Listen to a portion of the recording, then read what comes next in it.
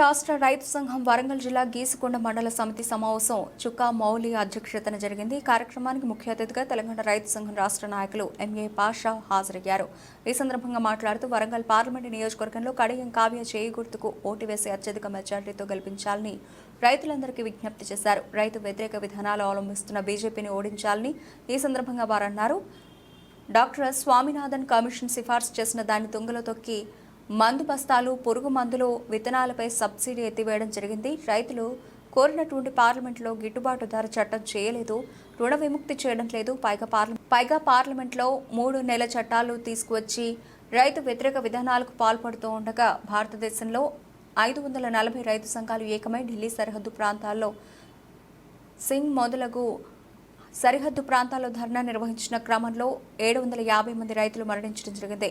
అప్పటి ప్రభుత్వం చెంపలు వేసుకుని క్షమాపణ చెప్పి చట్టాలు రద్దు చేయడం జరిగింది. కానీ ఇప్పటికీ అవి మెడ మీద కత్తిలా వేలాడుతున్నాయి.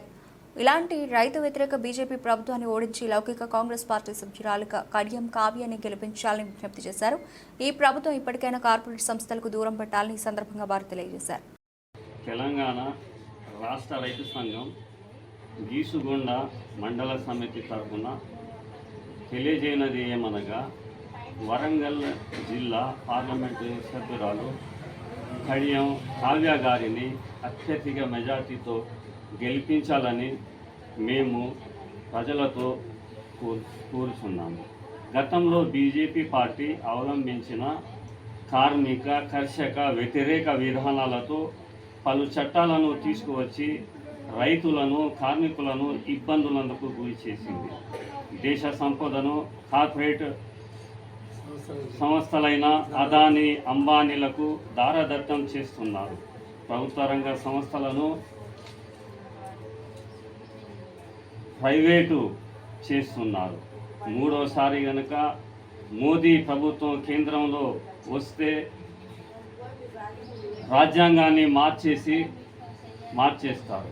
దానివల్ల మన ఎస్టీ, ఎస్సీ, బీసీల రిజర్వేషన్లను తీసేస్తారు. దానివల్ల మన ఎస్టీ, ఎస్సీ, బీసీలు కులవృత్తులు, ఎవరి కులవృత్తులు వాళ్ళే చేసుకోవాల్సి ఉంటుంది.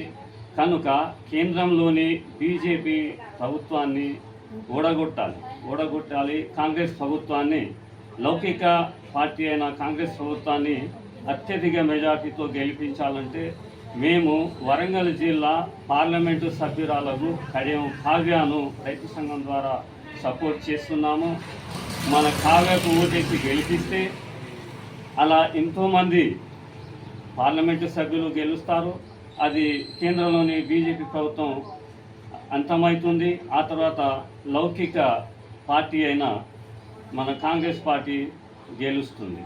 అందుకే దేశ ప్రజలకు తెలియజేయనది ఏమనగా, బీజేపీని ఓడగొడదాం, కాంగ్రెస్ ప్రభుత్వాన్ని మనం గెలిపిద్దాం.